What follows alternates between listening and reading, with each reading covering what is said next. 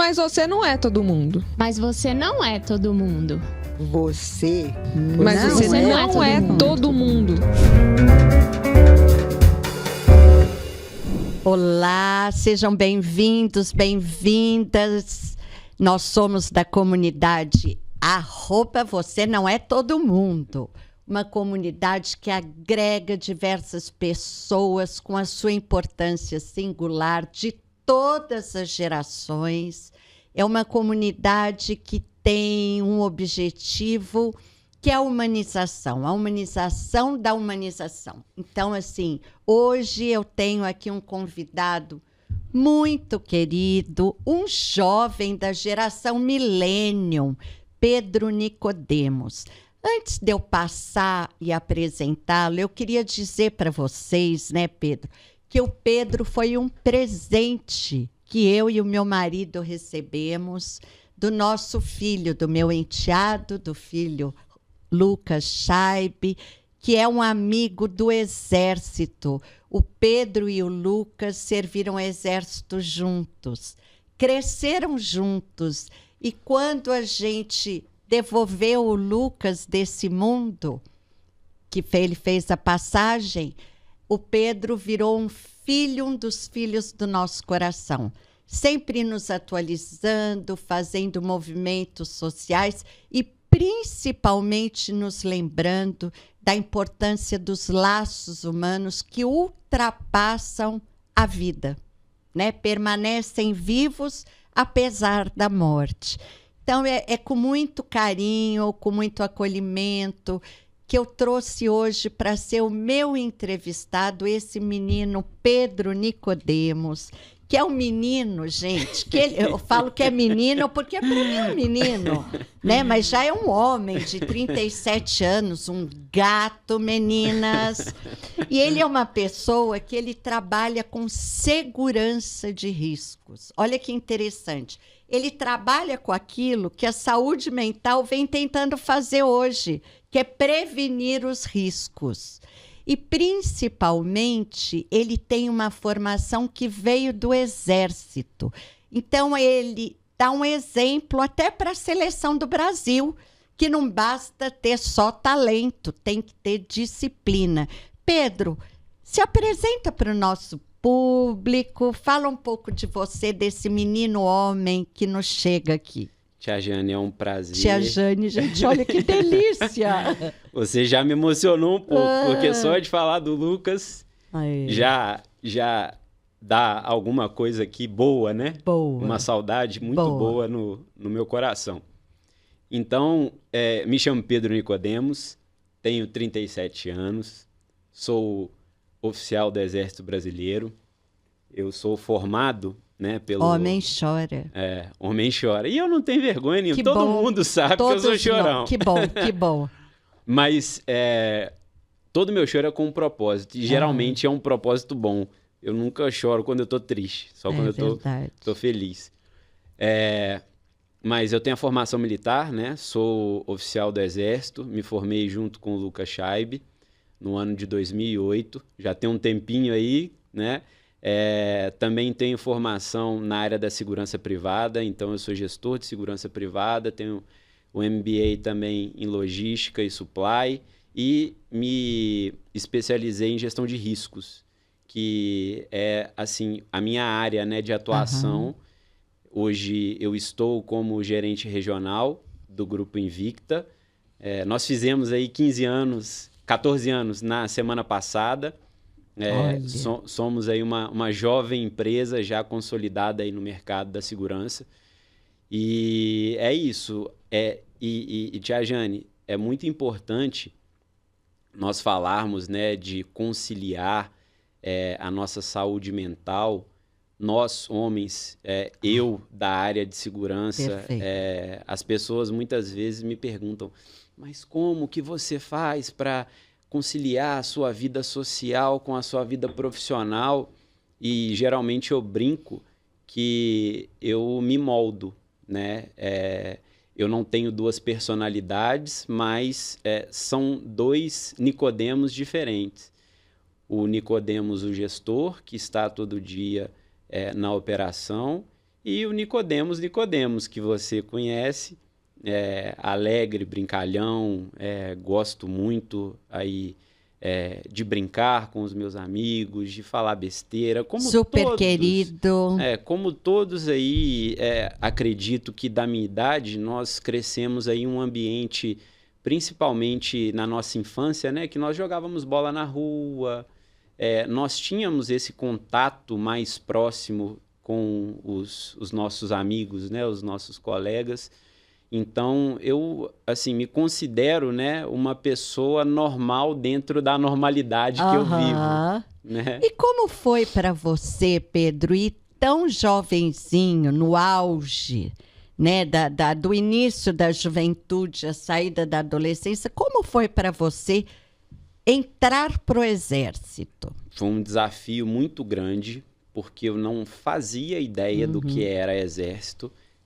Eu fui, assim, totalmente intuído, né? E nós vamos falar um pouquinho para frente espiritualidade. Sobre intuição, né? Que é bem real. Eu fui muito intuído a seguir esse caminho. Foi eu e meu melhor amigo, Virgílio, que nós temos aí também várias coisas em comum.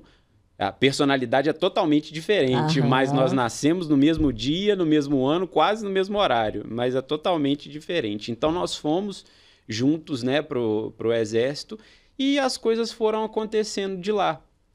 Foi um desafio muito grande, principalmente entrar, porque eram, se eu não me engano, na época, 50 mil para você selecionar 50 apenas, né? O Chaib passou por isso aí, nós sabemos como é. E eu ainda estava tentando assimilar o que era a responsabilidade, cumprimento de missão, com a brincadeira ali, com, né, o que eu vou ser daqui a pouco. E foi um ano assim. Foi um ano que nós passamos, né, pela formação, bem conturbado no sentido de aonde eu tô, preciso me localizar, tenho que ser dessa forma, e lá você aprende assim... do alfinete ao foguete, né? Do fio ao pavio. E para você assimilar, isso é bem interessante no sentido da psicologia, né? E também da formação aí do homem, do ser humano. Mas esse homem, eu tive a oportunidade de conhecer seu pai, né? Esse homem, que é o Pedro hoje... Ele vem muito dessa raiz, né? Da família, do aconchego. Total. Eu sou muito feliz por ter sido criado aí pelos meus pais, pelo meu pai, pela minha mãe, que retornou para o plano espiritual. Também o ano passado. Eu tive, assim, um pai muito presente, uma mãe muito presente, apesar da separação, né, que eles se separaram muito jovens, então eu migrava ali de Belo Horizonte para Volta Redonda, né, de Belo Horizonte para Volta Redonda, mas a minha família como um todo é muito, muito próxima.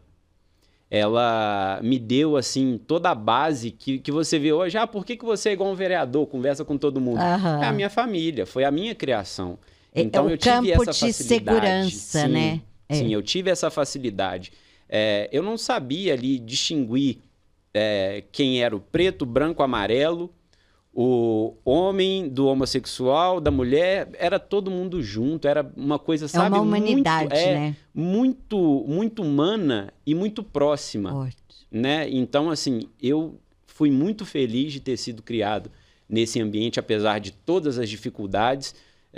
Nós não tínhamos ali uma renda, né, financeiramente falando, alta, tinha que regrar o refrigerante só final de semana, mas não faltava esse aconchego, esse carinho, né, essa atenção. E como é que é, Pedro, hoje, você com pouca idade, né, porque 37 anos é um jovem, gerenciar riscos? Né? Como é que você trabalha com isso e mantém a sua saúde mental em dia? Também é uma construção, não é fácil trabalhar na área da segurança privada, na área da gestão de riscos, porque o risco você calcula e você mitiga, né? Você não evita. Não tem como eu evitar um risco, eu posso mitigar o risco, né? Então, é bem desafiador, porque a todo momento você pensa que algo vai acontecer. Então, assim, se eu estou em um ambiente desconhecido, eu tenho que pensar onde é a saída, o que eu vou fazer se algo acontecer. E para desligar isso, eu falo que é impossível. Você pode também controlar esses instintos, mas é bem desafiador. E isso vem da formação militar também. A minha trajetória profissional, ela voltada à área militar, me construiu e me fez esse molde, né, esse profissional que hoje trabalha com gestão de riscos e pessoas, que é o desafio, né, nosso diário, é trabalhar com pessoas. E isso também gera para a gente aí, todos os dias, um desafio, um novo problema, uma nova dificuldade, algo que você ainda não tinha visto e você precisa ali de resolver. Então é bem desafiador, mas eu gosto demais. Agora, eu fico pensando, pela sua história de vida, né, e você vai falar um pouco sobre os desafios que você já viveu, você acha que a sua vulnerabilidade frente à vida, né, que muitas vezes a gente entende que não temos o controle sobre ela, você acredita que isso te levou para essa profissão? Ou você nunca parou para pensar nisso? Não, nunca parei para pensar, mas assim, é uma pergunta que tem uma profundidade, né, que a gente pode ali pensar sobre e debulhar muito sobre. Mas pode ser que seja. A minha trajetória profissional me levou a isso, né? E por algum motivo, essas inseguranças também, que ao longo da vida, ao longo da trajetória, você vai ali adquirindo, pode ter sido aí um fator preponderante para eu... Inconscientemente, né? Para sim. Me conta um pouco desses desafios que você teve na sua vida, que deram exemplos de muita vulnerabilidade e, ao mesmo tempo, resiliência. Durante a minha vida pessoal e profissional, eu tive grandes desafios, desde como eu vou conseguir gerenciar 43 homens que geralmente ali tinham uma experiência maiores do que a minha naquele momento, ao acidente que eu sofri em 2016, e dentro disso, né, desse desafio que você... Cara, eu sei que eu consigo fazer, mas como eu vou fazer? E nisso você começa a procurar entender, você começa a estudar, você começa a observar as pessoas... Isso depois do acidente? Não, antes. Você começa a observar, na formação ainda, né? Após ali a formação, começa a observar e acredito que o mais importante foi a observação, ver ali de perto quem já tinha uma experiência maior, como ele fazia, como ele agia, como ele tinha ali obtido aquele conhecimento para atuar, para fazer daquela forma. Então eu sou, né, muito observador, eu pego muito ali as coisas ali que algumas pessoas talvez tenham um pouco de dificuldade de captar. Eu sou muito observador e eu já começo a captar. Então, vem meio que... Não sei explicar, mas parece que eu já sabia. É uma intuição aguçada, né? Mas vem não como intuição, mas algo que assim, cara, isso não me é estranho. Como se você já tivesse essa experiência. Já tivesse ali tido essa experiência, principalmente no meio militar, na área militar. Então, eu, assim, caminhei algum tempo dessa forma e isso você começa a trazer desafios. E esses desafios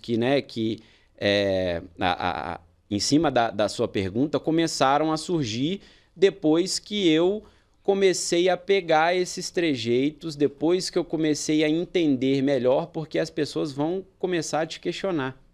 Vão começar a buscar ali o seu ponto fraco. Por que que um menino tão jovem tá acima de mim? Exatamente isso. Exatamente isso. Então, esse foi ali o primeiro desafio, né, da minha vida profissional que eu tive que enfrentar e que enfrento até hoje. Sim. Porque geralmente a pessoa olha para mim, nossa, esse menino de 37 anos é o gerente regional, né? Por quê? Né? E isso eu enfrento até hoje. E na minha vida pessoal, né, ela nunca foi fácil. Eu sempre tive ali alguns poréns na minha vida que me faltava essa visão mais ampla que só veio com um acidente de fato. Me conta como é que foi esse seu acidente, Pedro? Foi a virada de chave da minha vida. Foi a melhor, pior coisa que aconteceu na minha vida. Porque eu não tinha um propósito claro. Depois que eu saí do Exército, isso também foi uma quebra de expectativa muito grande na minha vida, né? Porque eu saí ali antes do tempo, eu não estava esperando a minha saída. E eu voltei para Belo Horizonte meio que sem um propósito. O que eu vou fazer agora? Eu tinha ali um status, né? Eu era um tenente, era reconhecido, assim, digamos assim, na cidade. E eu vim para cá sem absolutamente nada. Eu não tinha uma formação ainda profissional. Eu já estava buscando essa formação na área da segurança, mas ainda não tinha me formado. E aí eu virei a chave e falei, cara, o que eu vou fazer da vida? A partir de agora eu preciso fazer alguma coisa da vida. E busquei a área da segurança, mas isso ainda não me deu um propósito muito claro.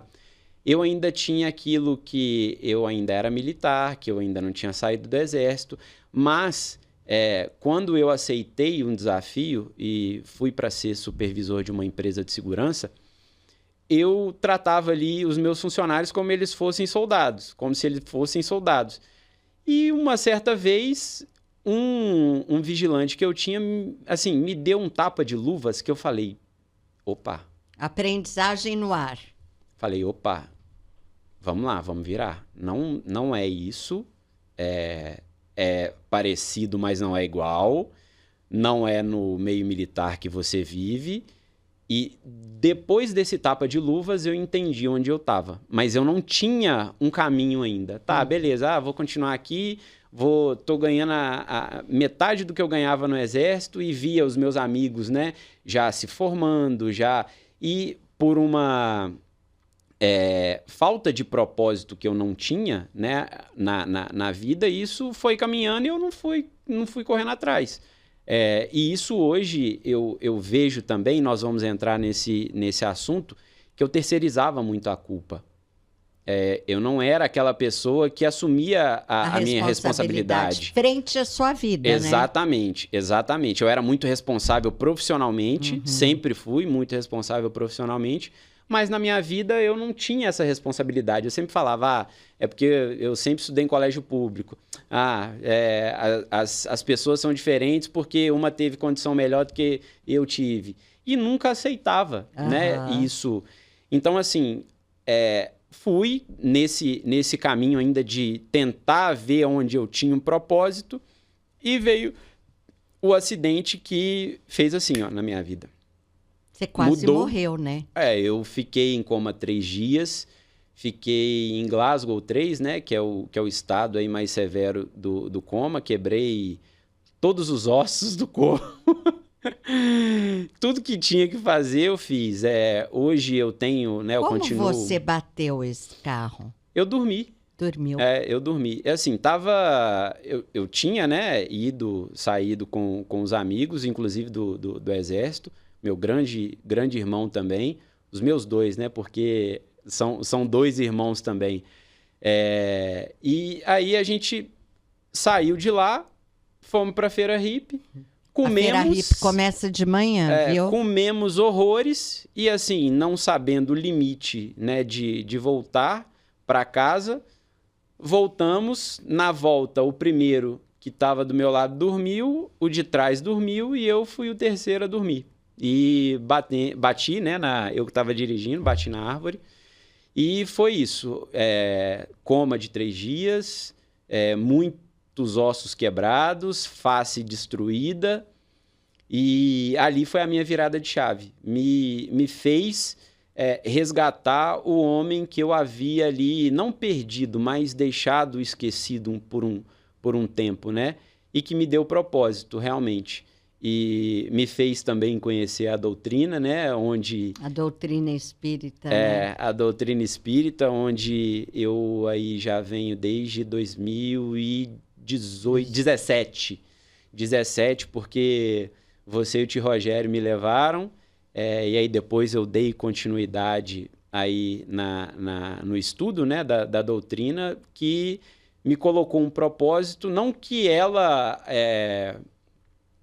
mudou assim quem eu era, mas me colocou no caminho de quem eu poderia ser de verdade. É que eu acho que a religião, a filosofia, a espiritualidade, no mundo atual, ela funciona muito como uma bússola. É isso. Né? Religião significa exatamente isso, religare, né?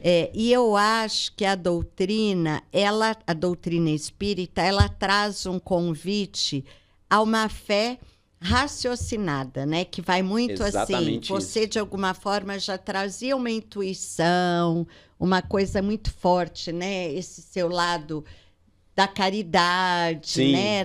Do agregador. Sim. Então, eu fico pensando, eu me lembro direitinho o dia que a gente recebeu a notícia do seu acidente, que, inclusive, né, nos dias que você foi para o quarto, a gente conseguiu te visitar, e eu lembro que eu dei da louca, né? Eu só faltava bater e quebrar o restinho dos ossinhos ainda que ele bem tinha. Que eu não ia lembrar. E eu acho que a partir dali é tão bonito da gente ver como que é quase que assim... Não, eu me escutei, né? Eu sempre acreditei, lendo as biografias, né, Pedro, de santos, de qualquer pessoa, Sim. parece que sempre tem uma virada de conversão, né? Exatamente. E se não é no amor, é na dor. Sempre assim. E aquele convite, né, à reflexão. Peraí, o que eu estou fazendo com a minha vida? Às vezes não é tão drástico, às vezes é uma mudança de cidade, Sim. a perda de um ente querido. Mas assim, peraí, se eu morrer amanhã, o que eu estou fazendo? Exatamente. O legado que você deixou, o que você construiu. E eu acho que quando você coloca assim, né? O que te ajuda ou o que te faz estar ali frente à vida, frente a esse trabalho que é um desafio, Sim. é quase que esse olhar de agregador que você tem, né? Sim, e é bem também desafiador, porque você tem que unir o racional, né? Você une o racional ali com o seu lado mais humano. E isso também é um desafio muito grande, porque nem sempre você vai conseguir ali fazer a vontade do outro. Nem sempre você vai conseguir fazer com que o outro se sinta satisfeito completamente. E você pensa no lado humano, que traz muito de Jesus, né? De acolher e etc. E é bem desafiador. Eu fico no fio, né, dessa espada todos os dias. E isso, assim, todos os dias eu lembro sempre do motivo pelo qual eu estou aqui.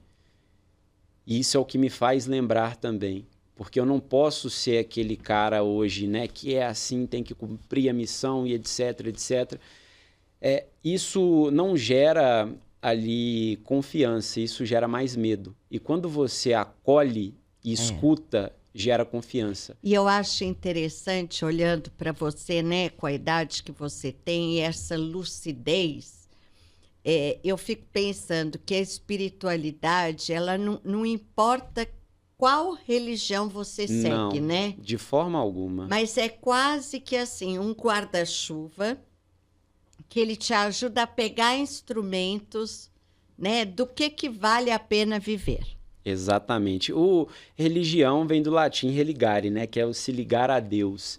Então, assim, tem ateu que é muito ligado a Deus. Sim, e mal sabe ele. Exatamente. Então, não é a religião em si, não é o que você acredita em si, é o que você traz, né? A sua fé interior que vai moldando isso. Eu estava até conversando hoje com uma pessoa, eu perguntei para ele, né, que eu sempre pergunto, você tem algum tipo de religião, crença? Ele falou, não, eu era de uma religião e tal, mas não estou muito assíduo, mas eu tenho fé. Eu falei, é isso que importa, é isso que importa, porque o importante, se você é da religião A, B, C ou D, te dando um propósito, você tendo ali uma finalidade com aquilo, você fazendo algo bom daquilo, é o que importa na sua vida. Agora, Nico, me diz uma coisa. Você convive com muitos jovens, alguns mais novos, outros mais velhos, e eu tenho tentado muito buscar algumas questões sobre a falta de sentido na vida para os mais jovens. Né? Uma coisa que tem me chamado muito a atenção, é parte dos meus estudos atualmente, o que faz com que tantos jovens queiram tirar a própria vida? Tia Jane, antes nós tínhamos algo na nossa vida que nós às vezes falávamos que era ruim, que era o tédio. Né? Hoje em dia, como tudo está muito acelerado, como tudo está muito rápido, a comparação, ela hoje em dia existe. E muitos jovens começam a se comparar. Eu já fiz isso. Eu já me comparei com pessoas que não tinham a mesma realidade do que a minha. Sua. Eu falei, né, agora há pouco, do que a minha. Não tinha ali a mesma vivência que eu tive. E isso é muito bom, isso é singularidade, é por isso que nós somos seres humanos. Mas você se sentia menos? Às vezes sim, às vezes sim. Às vezes eu me sentia menos, às vezes me dava vontade de falar, cara, eu vou desistir disso tudo. Me dava também, eu não sou diferente, eu sou um cara mais normal, né? que acredito dos seus convidados aqui, eu sou o mais normal. Porque, assim, o que eu falei, eu vim de uma família que não tinha condições financeiras. Então, para eu me comparar com outras pessoas, era muito fácil. Não tinha rede social, não tinha. Mas, hoje em dia, é muito mais fácil. Já conta que você veio da rede pública de estudo. Sim. E a maioria da rede privada. Exatamente, né? Exatamente. Eu sempre estudei em colégio público. Já era uma diferença. E depois do Exército, que me inseriu no mundo que eu não conhecia, você imagina um menino de 19 anos, recém-formado, ganhando na época R$4.500. Que era uma fortuna. Era uma fortuna. Eu estava totalmente deslumbrado. O meu primeiro salário, eu comprei 2 tênis na Centauro que eu sempre quis à vista. Olha que coisa, sabe... Boba. Pertencer, né? Boba. E assim, hoje eu vejo que eu precisei passar por isso. Com certeza. Hoje isso eu vejo de forma boba, mas tem muita gente que não vê isso de forma boba. E às vezes tem 50 anos e está tentando pertencer através de uma marca. Exatamente. Não que não seja legal você ter uma roupa. Não estamos falando disso. Nós estamos falando em você tentar pertencer a uma casta que você não faz parte por algo que falta dentro de você. E aquilo é meio, né? Um bom tênis, um bom carro, a gente não pode negar que é ótimo. É muito bom. Mas como meio, não como fim. Exatamente. Né? Quem não gosta de viajar, quem não gosta de ter uma vida financeira boa, não é esse o ponto de forma alguma. Eu quero ficar confortável igual eu estou para o resto da minha vida, mas... Eu quero alertar esses jovens que o caminho não é fácil, o caminho não é rápido, não tem facilidade, não é no tigrinho, não é nas bets que você vai conseguir isso. A vida do influencer que você está vendo, ela é totalmente diferente no off, porque não é assim que acontece. Não é à toa que tantos tiram a própria vida, né? Exatamente. E, assim... o caminho não é fácil, mas que bom que não é fácil. E eu acho que é interessante quando você fala isso, que assim, reconhecer que todos nós buscamos uma validação, eu acho que é o primeiro passo. Porque a partir do momento que a gente não vai buscar isso, a gente vai deixar muitas pessoas pelo caminho. Com certeza. Né? Porque muitas vezes a gente é querido porque adula, ou porque comparece a todos os eventos. Agora, o que eu acho que é o mais bonito, sabe, que você ensina muito sobre isso, é que, assim, não é fácil, mas é um caminho que não precisa ser solitário. Não precisa. E eu não fiz esse caminho solitário, pois graças a Deus. Né? Assim, nos momentos difíceis, eu tinha amigos, eu tinha ali com quem contar. Isso. E todo problema, ele fica muito menor se você compartilha. Muito menor. Porque, às vezes, eu já passei por aquela situação.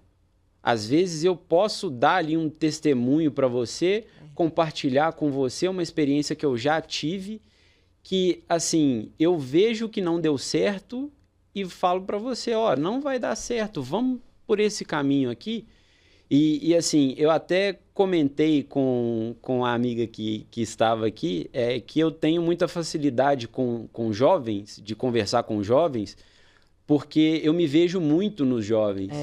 Eu me vejo muito nos jovens. E eu quero falar para eles, ó, você está indo pelo caminho errado, meu irmão. Da forma que eles falam, do jeito que eles falam, sabe? Eu tenho essa facilidade de lidar com esse público, porque... eu fui jovem há... Você é jovem, tempo, né? Um pouquinho. Mas eu fui jovem há muito pouco tempo atrás. Eu tenho muitas memórias que, se eu tivesse ali alguém para me dar pelo menos um balizamento, nossa, seria muito mais fácil. Mais fácil não, menos trabalhoso. É que eu falo que, assim, a gente tem uma ilusão, né, Nico, hoje, principalmente hoje, de que está tudo na superfície, né? E aprofundar não é algo tão simples. E a gente precisa de um outro humano para fazer isso. Então, e você vem de um grupo de amigos muito sólido. Sim. Então, eu acredito que isso te ajudou muito a chegar aonde você chegou. Agora... Que conselho, né? Se é que tem algum conselho, você poderia deixar para aqueles jovens, ou mesmo adolescentes, ou adultos, ou até idosos, que se sentem sozinhos no mundo atual?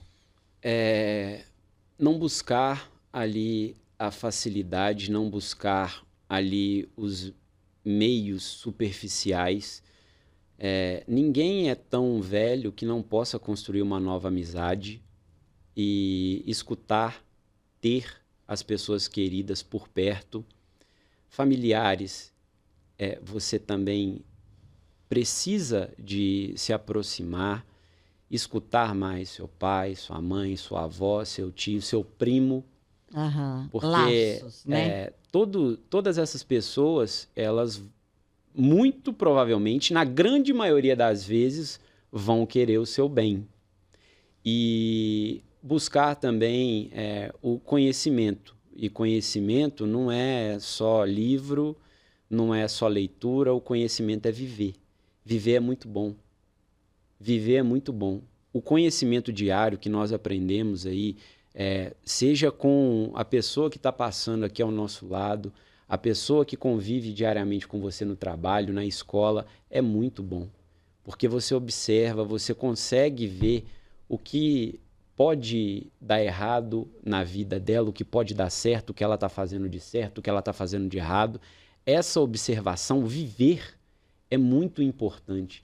Então, assim, se você tem qualquer ambição e qualquer vontade que seja de... ficar afastado, ficar isolado, só vai viver, senta numa pracinha, começa a observar. Você sonha ainda? Você tem sonhos? sonho. Quais? Alguns eu já realizei. E outros? Outros eu estou para realizar. Eu conto dos meus sonhos. Um sonho que eu tinha era morar fora, né? Aham. E eu tive aí a grata felicidade de realizar. Fiquei um tempo na Inglaterra. Aí fiz um intercâmbio de 6 meses. Realizei um sonho. O meu outro sonho é de casar, que já estou encaminhando, graças a Deus. E o meu outro sonho é ser pai um dia. Que delícia. Então, eu não tenho aí mais... Depois que eu cumprir esses sonhos, aí eu vou viver plenamente a minha vida. E outros virão, né? Porque eu acho certeza. que o sonho... A cada sonho realizado, a Com gente certeza. tem outro, Com né? certeza, com certeza. A estabilidade financeira e profissional eu já consegui também.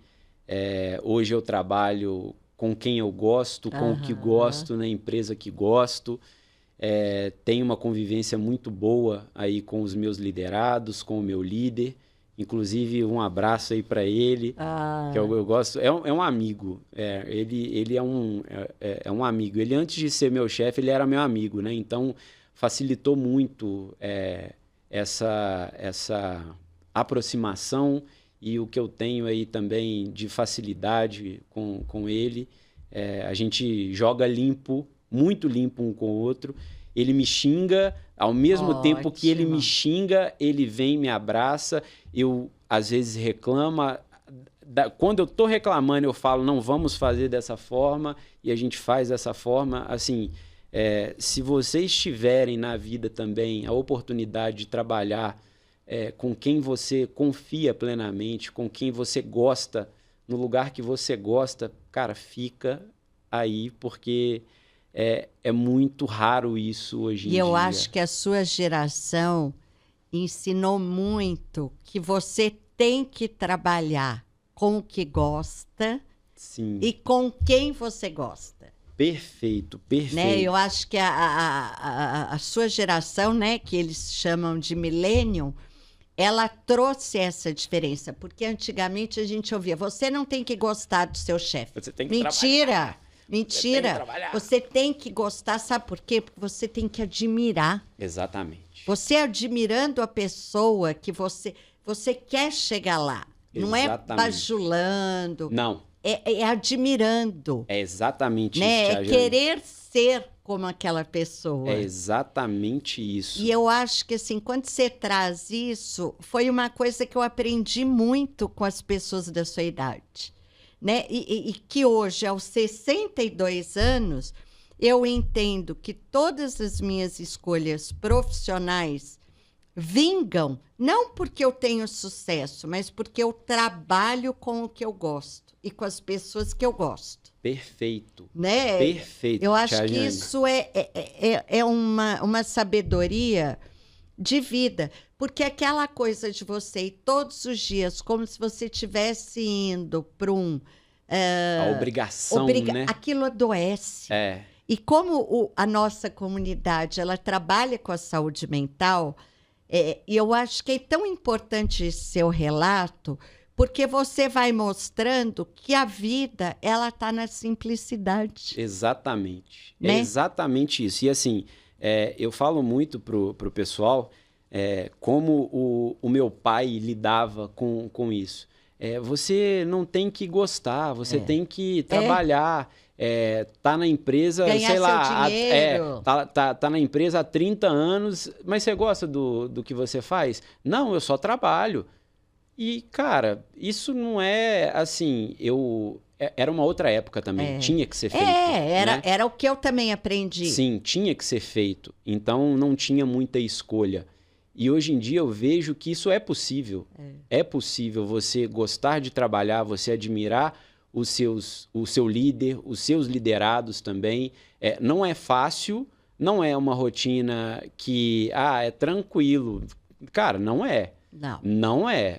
Você ainda tem mais que trabalhar com risco. Exatamente. Você tem que lidar ali com pessoas diferentes, com culturas diferentes. É muito trabalhoso. Mas trabalhar dá trabalho, né? E é interessante porque eu fico pensando, né? No mundo atual, Como que eu contrataria uma pessoa para ser líder? Uma pessoa que reconhecesse que ela é falha. Tia Jane, eu falo em todas as minhas contratações, eu já errei e erro ainda, mas a principal característica que eu preciso ver na pessoa é confiança. Porque confiança, soft skill você vai treinando, desenvolvendo, hard skill você vai adquirindo, mas confiança você não treina, você não desenvolve. Se você confia naquela pessoa, naquele profissional, aquele profissional vai caminhar com você. E sabe o que me chama a atenção quando você fala confiança? Porque eu falo assim, uma coisa que eu enxergo hoje nas crianças, há uma dificuldade de algumas crianças confiar no adulto, seja no professor, no pai, na mãe. A partir do momento que elas confiam, aí vem, né, o partir desta palavra. Elas fiam, confiar, né? Então, assim, elas começam a conversar. E aí eu penso muito no trabalho manual, né? Sim. O artesão, o pintor, quando ele está fiando, ele conversa com o outro. Já reparou? Sim. Então, eu gosto muito dessa analogia. Confiar, fiar com o outro. Né? E aí a gente pode explorar toda essa abertura, não é? Legal. Porque eu não converso com quem eu não confio. Exato. Não flui. Exatamente isso. E assim, eu acho que isso vem também muito da intuição. Ela falha? Falha. Sim, falha. Ótimo, somos humanos. Falha sim. Eu tenho exemplos recentes que já falhou, mas ela mais acerta do que erra. E você precisa escutar aquela vozinha que tá ali na sua cabeça, olha, talvez, veja bem. Então, assim, isso também é muito interessante, porque na nossa área, apesar de ser, assim, bem conhecido, todos nós ali dentro da minha área, nós temos ali o conhecimento de quem é quem, porque apesar de ser muito grande, todo mundo sabe quem é o Nicodemos, todo mundo sabe quem que é o fulano, o ciclano, porque um conversa com o outro. Mas você ainda erra em alguns processos. Perfeito. Tudo bem errar. E tá tudo bem, porque errar não é fracassar. Não. Errar é uma forma de acertar melhor ou de falhar melhor. É isso aí. Bom, Nico, eu te agradeço imensamente. Infelizmente, o nosso tempo está terminando. Mas antes de encerrar, como é de praxe aqui na comunidade, eu quero 3 dicas. A primeira, algum livro que te marcou, ou que você está lendo, ou que você gostaria de ler? Eu posso falar 2? Pode. Que são 2 livros que eu tenho ali como uma, sabe, me baliza muito nas coisas. Vai ser 3, porque então, o primeiro é a Bíblia. Vai, boa. Porque a Bíblia, assim, Jesus é a figura mais perfeita que nós tivemos, vamos ter e teremos. Jesus é o caminho, a verdade e a vida. Segue o que ele fez, o que ele falou, que você não vai errar. O outro é o Livro dos Espíritos, de Allan Kardec, que assim, tirou todos os porquês da minha cabeça. Ali tem todos os porquês que eu perguntava e eu passei a não terceirizar mais as minhas responsabilidades. Eu via que a responsabilidade era minha e o que tinha que fazer. Livre-arbítrio. Livre-arbítrio, exatamente. E o terceiro livro é Não Há Dia Fácil. O único dia fácil foi ontem. Olha! De Mark Owell. Muitas pessoas pensam que é um livro somente militar, mas ele tem uma profundidade assim, incrível. Já se vê pela frase, né? Eu tenho essa frase tatuada no peito. Não há dia fácil. O único dia fácil foi ontem. Perfeito. Então, assim, é um livro que me marcou e me marca sempre que eu tô cabisbaixo, eu leio. Que bom. E a segunda é uma dica cultural. Dica cultural: saia com os amigos. Ah, respirar. Respire, saia com os amigos. Seja no barzinho, seja na praça, seja em qualquer lugar. Vá conversar com os amigos. Que boa. Esteja em contato com o ser humano. E uma terceira é: por que você não é todo mundo? Eu não sou todo mundo porque cada ser, acredito que seja um universo infinito de possibilidades, de erros, de acertos. Então nós vemos aí o universo, a dimensão, e cada um de nós carregamos aí dentro de nós, né? Exatamente, um serzinho ali diferente. Que lindo. Nico, para aqueles que querem te seguir, qual que é a sua rede social? @Pedro Nicodemos no Instagram e no perfil do LinkedIn, Pedro Nicodemos também. Sigam Pedro Nicodemos, um jovem assim, com uma história de vida linda, um menino assim que eu admiro. E continue nos acompanhando, nos seguindo, @Você Não É Todo Mundo. Até a próxima. Mas você não é todo mundo. Mas você não é todo mundo. Mas você não é todo mundo.